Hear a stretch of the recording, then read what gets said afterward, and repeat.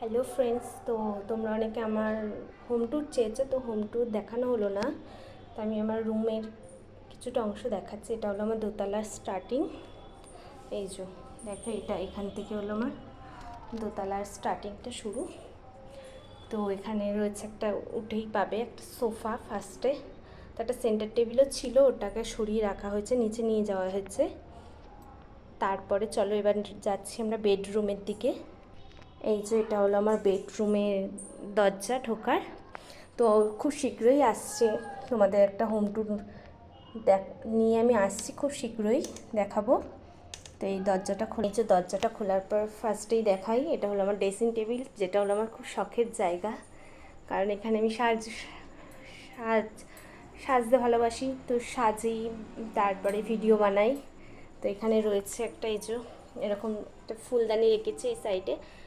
আর এখানে রয়েছে কিছু টুকটাক রেগুলার ইউজ করার মতো টুকটাক জিনিস। আর তারপরে চলে আসলাম এইখানটায়, রয়েছে দেখো একটা ফটো ফ্রেম। তারপরে এখানে টেডি রোজ, এই রোজটা তোমার দাদাভাইকে আমি গিফট করেছিলাম। তো এইসবই রয়েছে টুকটাক জিনিস। তারপরে হলো, এটা হলো আমার খাট। তো তোমরা নিশ্চয়ই আগেও দেখেছো, তো দেখাচ্ছি। এটা হলো আমার খাট। তো খাটে এই যে বেশি কিছু নেই। তো এই সাইডে রয়েছে একটা, এখানে টেডি বিয়ার রেখেছি এখানটায়। তো তারপরে আবার চলে আসি, এটা হলো আলমারি। তো দেখো, আলমারির ওপরে রয়েছে কিছু টেডি, দুটো টেডি, দুটো কুশান।